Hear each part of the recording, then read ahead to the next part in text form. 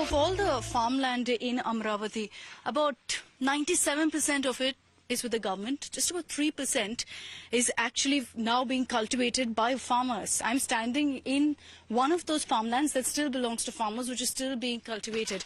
In other circumstances, you'd see Amravati, considering, of course, how rich it is, the soil, because it's right at the banks of Krishna, full of such banana cultivation.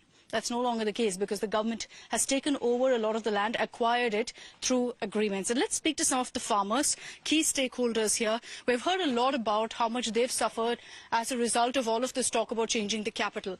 Let's talk to them and find out what their struggle really has been like. Ayya meer cheppandi first. మీ దగ్గర ఎంత land ఉన్నింది ఇప్పుడు ఏమో dub చిక్తుందా? మాది 4 ఎకరాలండి. Land pooling ఇచ్చాం. ఆనాడు government అడిగితే land pooling ఇచ్చిన తర్వాత దాంట్లో జంగిల్ చేసేసారు, రోడ్లు పోసారు, కట్టడాలు కట్టారు. అదంతా జంగిల్ అయిపోయింది. జంగిల్ అయిపోతే ఇప్పుడు మేము పైర్లు పండిలేక కాదు ఇచ్చింది మేము రాజధాని కోసం. రాజధాని లేదు రాష్ట్రం కాబట్టి, రాష్ట్రం విభజిత రాష్ట్రాలకి రాజధాని లేదని చెప్పి మేము భూములు ఇచ్చాం.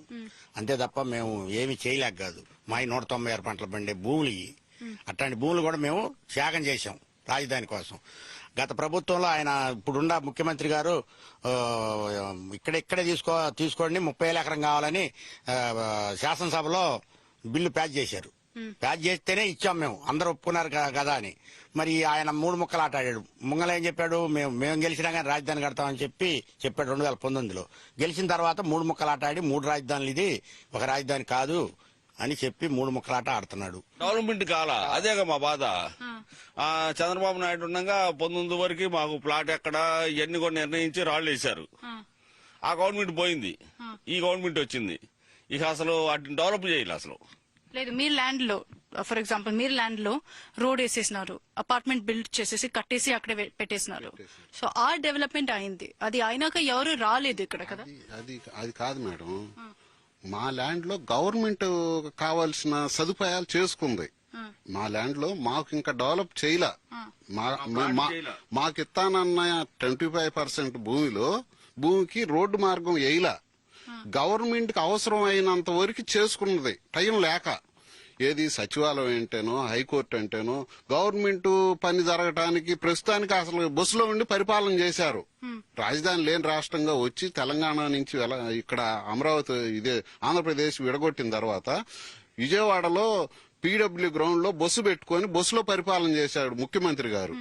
ఆ పరిపాలన అట్ట కాకుండా అనేది అర్జెంట్ గా ఎక్కడోసారి బిల్డింగ్ కట్టాలని మా భూమిలో గవర్నమెంట్ కావాల్సిన సదుపాయం చేసుకుంది, కానీ మాకు ఇంకా సదుపాయం చేయలే.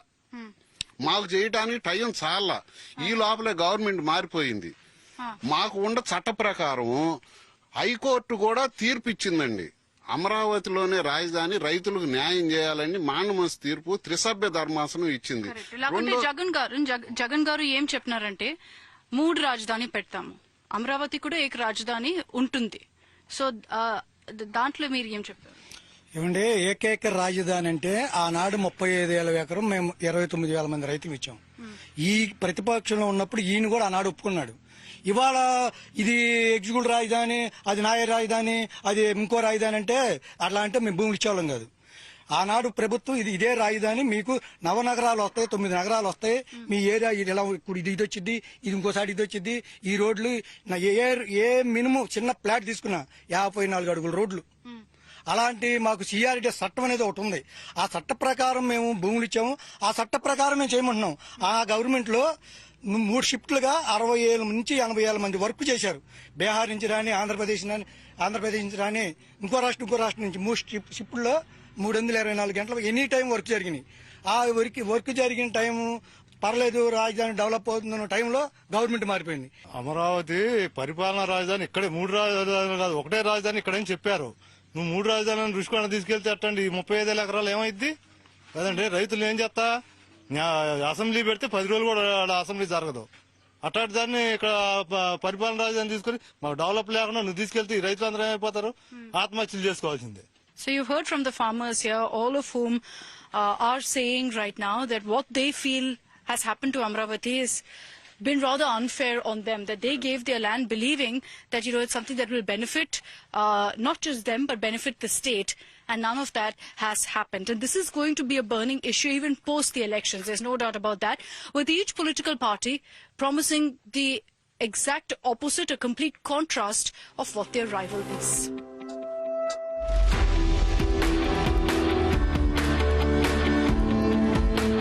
These farmers now have approached the courts and know full well that the election verdict will decide which way the capital decision will go. We leave Amravati and head now to Kurnool, a 12-hour-long journey to document their story.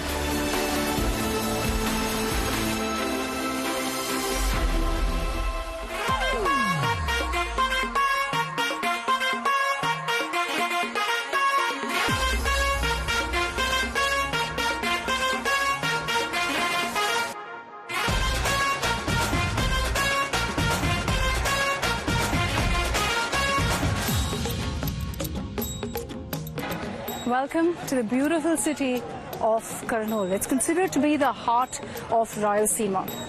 Now, through my travels, I've constantly told you about how massive a state Andhra Pradesh actually is. Now, Kurnool is considered to be one of the three capitals of Andhra Pradesh. Interestingly, this is the erstwhile capital of Andhra. So we decided to touch down here to find out what people think about this whole three-capital proposal, whether they're okay with Kurnool being one of the many capitals. What's the history of this beautiful city? It's known for its forts, it's known for its gemstones, it's known for its temples and its caves.